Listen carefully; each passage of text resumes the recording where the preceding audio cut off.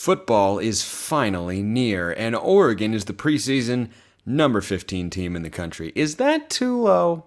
Here we go.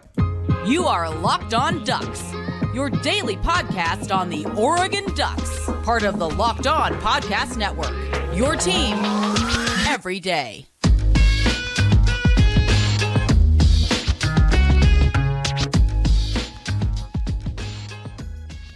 Yes, it is that time once again for Locked On Ducks. I'm your host, Spencer McLaughlin. Thank you so much for making this your first listen or your first view of the day. Part of the Locked On Podcast Network, your team every day, and your number one source to stay up to date with our Big Ten-bound Ducks. Like, comment, subscribe, rate, review, please, and thank you wherever you listen to or watch the show. Lots to get to today. Football is so gosh darn close, and you know what? We're going to talk about football today. Conference realignment. We've got our destination. We've got our home. Not a lot more to cover on that front. Maybe a little later in the week. But Oregon comes in the preseason AP poll at number 15. Now, a season ago, Oregon was the preseason number 11 team. And then we were promptly dropped from the preseason top 25 rankings because, well, Georgia happened. And though we weren't supposed to win that game, we were definitely supposed to lose. We weren't supposed to lose 49-3, and that wasn't great. And then we came back the next week, trounced Eastern Washington. Still, everyone was asking the question. I had a lot of people text me, say, how was Oregon number 11? Why were they number 11? And then number 12, BYU came to town, and at one point in time, the score was 38-7. That was a fun time. And then the winning streak was on. And then we don't even talk about what happened at the end, except the Holiday Bowl. That was fun. But at number 15, I actually feel Oregon is pretty appropriately rated here. Now, part of the reason I feel that way is because I think the voters on the whole, now some are higher on the Ducks than others, but that's kind of the way this works, and this is where it averages out to. But they're 15th in the coaches poll, and they're 15th in the AP poll behind Utah in both of them. The teams, for those of you who are not aware, that are ahead of Oregon, in order, as in Utah is the first team ahead of them, number 14. Ahead of them, Notre Dame, Tennessee, Texas, and then the top 10, from 10 to 1, goes Washington, Clemson, Florida State, Penn State, USC, LSU, Alabama, Ohio State, Michigan, and Georgia. I think Alabama's a little bit overrated there. I don't love their quarterback situation. But there are teams in there that Oregon could be better than. There are teams in there Oregon could be worse than. There are teams that I don't really know because this is Locked On Ducks and I cover the Pac-12, not as much with other schools, though I try to stay in touch with them as best I can. But there is an element of randomness in college football. There's an element of you need the ball to bounce your way. There's an element of sometimes it's just not your day. Sometimes a guy gets hurt. Sometimes this, that, and the other thing happens and it just doesn't work out. But the reason I think Oregon is properly rated at number 15, first of all, is I can readily justify the teams that are ahead of them being ranked ahead of them. Oregon won the head-to-head with Utah last year. Was it a close game? Yeah. So that's basically a draw. Just like the Oregon State and Washington games. Where anything that's a one-possession game, that's a go-either-way game. So Utah's a go-either-way game. They're the two-time defending champs. Yeah, giving them benefit of the doubt there, I'm okay with that. Notre Dame entering year 2, they should be lower than Oregon. I firmly believe that. But they had a strong end of the year. They bring in Sam Hartman at quarterback. That's encouraging, at least, if you're a Notre Dame fan. Tennessee, I could see Oregon being ranked ahead of them. I could see Oregon being ranked behind them. Tennessee, by all accounts, had a better season than Oregon last year. They went 11-2. Won the Orange Bowl against Clemson. Beat Alabama. They did not beat Georgia, but anyway, Washington, that was a go-either-way game. They got the head-to-head. I think you look at Washington's offensive line, and that's where you probably have, along with proven pieces on the defensive line, there's a little bit more solidity. I think Oregon's got better skill position pieces top to bottom if you're evaluating everything like tight ends and running backs in addition to wide receivers. I think Washington's got the better receivers, but once you incorporate backs and tight ends, I think it's pretty clearly Oregon there. But again, I understand being high on Washington. It was an 11-win team last year. Florida State, 10-win team. Penn State, 11 wins. I think Penn State's a really good football team. assuming they've got the quarterback situation right there with Drew Aller. So I can readily make the case for all those teams. I think Notre Dame is the only one that I really object to, but hey, brand bias is a thing. But I think 15 is appropriate because last year, Oregon was the preseason number 11. They ended at number 15, so pretty darn good. Pretty darn good assessment there from the AP voters a year ago. You get within 4 or 5 spots of where a team ends up by the time the season comes to a close. I think you've done a pretty good job. Oregon did get as high as 6 a year ago. So don't look at this preseason ranking and think, wow, does that mean we can't get into the top 5, top 10? Does that mean we can't make the college football playoff? Nope, not at all. We controlled our own destiny to make the playoff with 3 weeks to go in the regular season. Didn't go our way, but we were in that position. So at number 6 was the highest that they got to last year. But one of the questions that I have about Oregon, that I suspect the voters have about Oregon, is a question one of you have about Oregon. You can always ask me said questions, or questions of any variety, frankly, in the YouTube comments, or hit me up on Twitter at Smalls_55 or at LockedOnDucks. DMs and mentions wide open. Spencer, this is from No Quartery 250. I know I'm very late. Sorry, I'm working nights, sleep during the day. Dude, you're good. Send it anytime. But I have a question that's been burning me up all off-season, as Josh Pate would say, for the show. Is my fear that our offensive line not being close to last year's offensive line validated? Like, not even close. We returned some talent, but I've been nervous to see news about them, but there really isn't any. I know it's not panic mode, but it seems nobody wants to talk about it. Duck fan from the beautiful state of Georgia. It wasn't very kind to the Ducks last year, but Georgia can indeed be a wonderful state. Anything that has to do with peaches, I'm on board with. Like, I love peaches. My 2 favorite pies. Pecan number 1, peach number 2. Easy money. And then number 3 is this strawberry cream cheese pie that my mom makes every now and then. Chef's kiss across the board. That goes for everything my mom cooks pretty much. Anyway, so to answer your question about the offensive line, no, I don't think that you are crazy. Now, This all needs context. This offensive line discussion needs massive context. Because if I were to tell you right now, I don't think that I agree with him. That I don't think Oregon's offensive line is going to be nearly as good as it was a year ago. That is going to, on the surface, sound like I am anti the offensive line. Like I don't think it's going to be good. On the contrary, I am firmly of the belief that this can be an offensive line that is top 20 in the country, that is top 2 or 3 in the pack if they play at their best, and I don't think falls into the bottom half of the conference. I don't think there's a chance that happens. I think Oregon State's offensive line is really good. Utah always builds a good offensive line. Washington's is good, but lost Jackson Kirkland. Oregon lost more key pieces than they did a year ago. But we heard Roman Tomashoff talk yesterday on the show that they've got questions on the interior of the offensive line. So I could see Oregon being better. I could see Oregon's being a little bit worse and such. But to say that I don't think they can be close to last year, I actually do think is accurate. That's because last year's offensive line was ridiculous. Like they were, by the numbers, and I think by the eye test as well, a historically great offensive line. Remember, that Georgia defense that held us to just 3 points, it wasn't because they were dominating in the trenches. We ran the ball on them, and Bo Nix wasn't sacked. And Bo Nix wasn't sacked until, week... I don't even remember what the first sack was, but for the first 7-8 weeks of the season, through that entire 8-game winning streak, he was sacked 1 time. That's unconscionably good. So I have to put that into context there.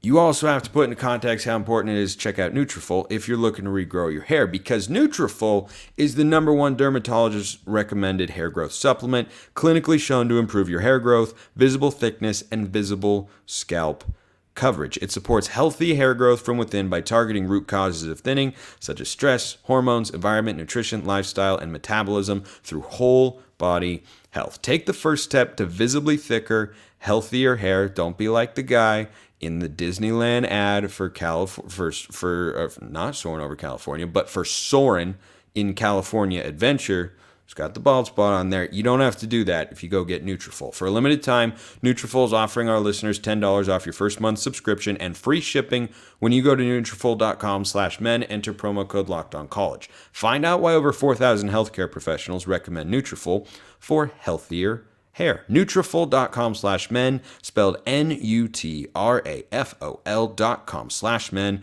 Enter promo code LOCKEDONCollege. That's Nutrafol.com/men. Promo code LOCKEDONCollege. The all-important second segment sip completed, which means we're ready to keep things going. Putting a bow on this discussion on the offensive line. If you say that the offensive line will be significantly worse than last year, it could still be a top 10 unit in the country. Because last year, Oregon's offensive line was probably top 5 nationally. In sacks allowed, they were, and Oregon never really had any trouble running the football last season. Like, it was ridiculously good. And I like the talent that is there. I think Connerly can be a beast. Like, NFL caliber offensive tackle. True freshmen don't usually play as much as he did last year. I think he can be a beast. I think Jackson Powers-Johnson is as ready to be a center as you could possibly be. It'll be his 3rd year of college football. He learned under a great veteran, smart center in Alex Forsythe. What else do you need? And he's an awesome guy. And his parents rock too. Sometimes one or both of them have tuned into the show, which I greatly appreciate. So I think those are your most important positions on the offensive line. Probably left tackle number 1, center number 2. You can make the argument to go the other way, and I won't push back if you think the center's more important than the left tackle. But I think you can have a lot of different rotations there at the left and right guard, whether it's Junior Angelau, Stephen Jones, Marcus Harper, a lot of different ways. Johnny Cornelius is probably your right tackle. But I see the talent there. But the chemistry and the experience, you can't rush that stuff. You just can't do it. You can't go through a car wash and actually come out looking nice and shiny if you go through the car wash and it takes 15 seconds. Your car will be cleaner, but it's not going to be the deep clean that you need to try and impress your date. That's not what you're shooting for. You got to sit in there and let it and let it really get scrubbed out well for several minutes. Why did I come up with that analogy? I don't know, because I take my car to the car wash like a crazy person, obviously, but you're just not going to get the same results if you try and rush that stuff. And you can't get the same results when you don't have the ingrained experience. How many games had TJ Bass and Alex Forsythe and Ryan Walk and Big Sala and Stephen Jones as well? How many games did they play together? It was a lot. And you can't just make that happen right away. So I think when you look at the talent and experience they do have, yeah, it can be a top 20 unit in the country, but can it be as good as last year? I would love for that to happen, by the way. I would love for me to come on here, take a fat, massive L, and say, wow, they're even better than last year. I just don't think that can be a realistic expectation. So no, no Cordery 250, you are not crazy. Another question from Nathan.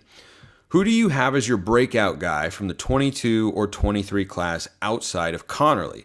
I've got 1, Martin, that's Cole Martin, 2, Tatum Tuioti, 3, this is breakout guys, not breakout guy, 3, Dickey, cherry on Dickey, yeah, that could be a guy, 4, Devin Jackson, I'm very intrigued by Devin Jackson, 5, Jordan James, 6, Mateo, 7, Kyler Casper, 8, Ben Roberts. I've heard buzz flying around during fall camp about Ben Roberts. I put the best players on the field. That's it. That's all it is. I don't really care. We have ideas of who these guys might be, who it should be, but at the end of the day, if some guy pops, put him on the field. End of discussion. Put the best possible team out there on Saturdays that gives you the best chance to win. So let's start with the 2023 class. I'm with you on one of the names that you listed in there. I am a Mateo Uiagalelei fan. I know that that's not exactly a hot take, seeing as how for basically his entire recruitment, he was a 5-star and then he lost a star when he committed to the Ducks. Whoop-de-doo. He's the same guy. I watched him in the spring game. I look at his physical traits and the way he moves. He earned every bit of that 5-star recognition, and I am super high on that guy. I believe that by the time his junior season comes around, he has the real potential to be talked about as an NFL draft pick and as one of the best pass rushers Oregon has had in the last 10, 15 years. Now, he's got to produce on the field, but this is a guy that I am looking at. Now, here's a guy. Thank you, Chris Collinsworth, for forcing me to do that, basically. Here's a guy that I really, really believe in. And I think that this year, because of his pass rush prowess, is going to be able to make an impact. And like Kayvon Thibodeau as a freshman, as the year goes on, I think he'll play more and more. Because I think Mace Foon has been a really solid player for the Ducks these last couple of years, but he has not consistently had a great Holiday Bowl. Would love to see that form of Mace Foon all over the place. And he's a solid player against the run. But he has not been able to generate the sort of pressure on the quarterback that we need consistently. That's a weakness for the team coming off of last season, and I think Mateo can help you with that. That's what he was brought here to do, and I'm super high. So I think everyone in speaking in generalities is high on Mateo because of his recruiting profile, but count me as like an extra level fan of Mateo Uiagalelei. I think he can be poised for a big, big year for the Ducks. What do those numbers look like? That's tricky because of the playing time component. I doubt he's a starter right away, but he could be by the time the year comes to an end. I won't be surprised if he ends the year with 5 to 6 sacks and has a lot of pressures and makes a lot of plays for that defense. Would not be surprised at all. Now, from the 2022 class, I've got a guy who you did not list on here. Now, I could see any of those players potentially breaking out. I was so impressed with Cole Martin. Like, I don't know how much, if at all, Cole Martin plays. He is a coach's son, so maybe he's got an inside track there. But boy, he looks like he's ready to play football. So if Cole Martin plays some this year, I'd be surprised if he doesn't play at all, especially when you consider game ones against Portland State. But given how he looked in the spring game, like Chris Hudson was our number 2 receiver last year. He's going to be one of our top receivers this year. He's been a good player for the Ducks the last several seasons. Starting caliber player, good route runner, good after the catch guy, can be a gadget player, all that sort of stuff. Cole Martin shut him down. I mean, he was blanketed all over, and I'm like, that's not just a guy who's been in college for the last couple of years. That's a guy who has been a quality Power 5 receiver for several seasons. Cole Martin walked on campus and shut him down in the spring game. And that was really telling to me about what Cole Martin brings to the table. You know his football IQ's got to be through the roof because his dad, of course, is Demetrius Martin, our DB's coach. So I think that pick is certainly possible. And I can make a case for the other ones as well.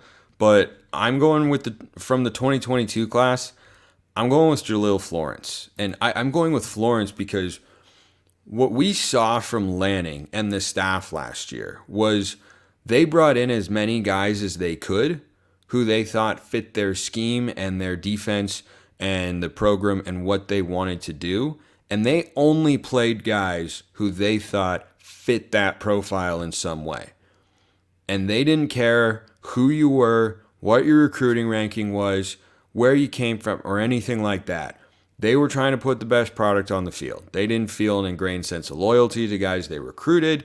They didn't give guys chances on defense who, were maybe not deserving of it or who weren't elevating their play to the level that we needed. And I bring all this up to say Jaleel Florence was a guy that was on the Ducks when Dan Lanning got here, and he played as a true freshman. And go back and try and find the snap counts from a season ago. The number of true freshmen who played meaningful snaps throughout the course of the season was pretty darn low. It was basically Jaleel Florence, Jordan James, Josh Connerly. Gosh, I'm trying to think if there were other true freshmen who played. I don't think there were many others. I mean, I'm just like your starters last year. Gonzo, nope. Bridges, nope. Stevens, nope. Jamal Hill, nope. Bennett Williams, nope. Jeff Bossa, no. Noah Sewell, no. Brandon Dorlus, Casey Rogers, DJ Johnson, Mace Funa, Braden Swinson, Trevin Mai, Jackson LeDuc, none of them. But Jalil Florence was there. And I don't know if they're going to move him to nickel safety or if he's a nickel corner or where he could end up being, but that's a guy who was a pretty highly coveted recruit. USC wanted him, came down to USC and the Ducks. He chose Oregon, and I liked what I saw from him last year. He looked as a true freshman like he belonged, and that's a hard thing to do. And when you can show that and gain the respect and trust of the staff to play in big moments, to be on the field out there with guys who have been on the field for several seasons like Brian Addison and Triquez Bridges and play alongside them, and I think at times do even more than hold your own, but be a plus player at times, I think that could be someone who gets a longer run this season for the Ducks. So those would be my two picks. Would be Mateo this year and Jalil Florence. This would be my honorable mention pick, 2023, Kenyon Sadiq. I would watch for that name. Okay, let's talk about Washington State. So, been going through the schedule, as my grandfather would say, and talked about Washington yesterday and what that game will mean. The Washington State game is trap game city for the Ducks. Now, do I suspect they will be okay? Yeah, I do. They're at Autzen Stadium. I tend to like the Ducks there. They don't lose there very often. It's hard to win at Autzen Stadium. I've seen Washington State do it before. I've seen them come close. But at the end of the day, Oregon has a more talented roster than Washington State.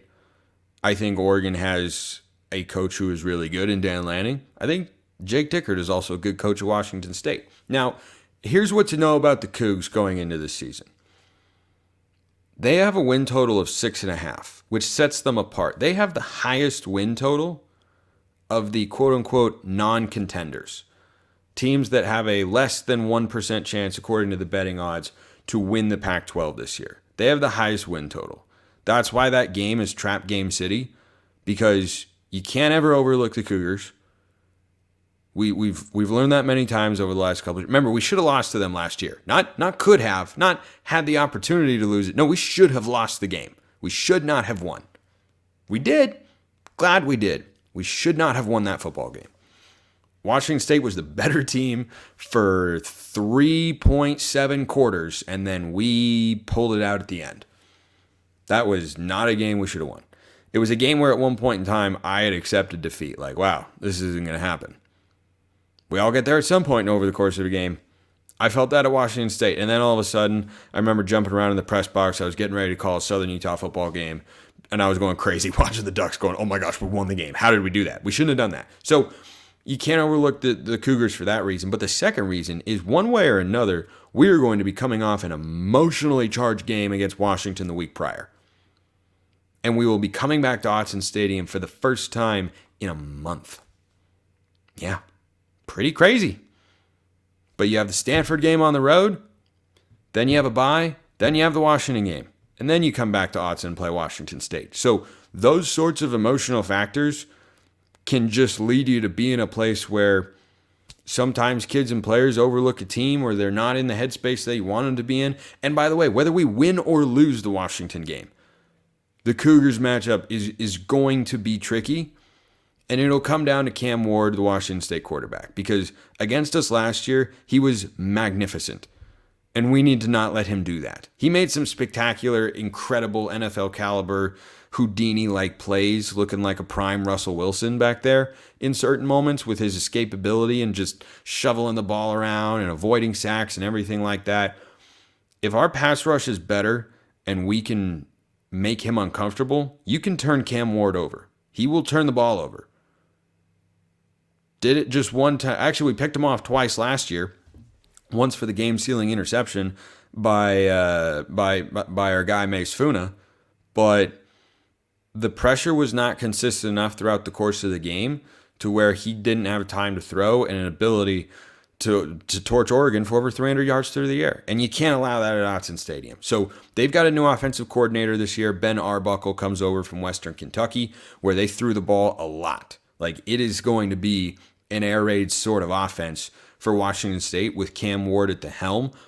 I don't know if their weapons are going to be quite as dangerous as they were in the last couple of years. They brought in a couple of guys from G5 schools, I think, that are, solid players and such, but I don't think that they have the lineup of receivers who have scared you over the years. Like Dejon Stribling, I don't believe is there anymore. I think I have to double check about Renard Bell. Renard Bell has run out of so many.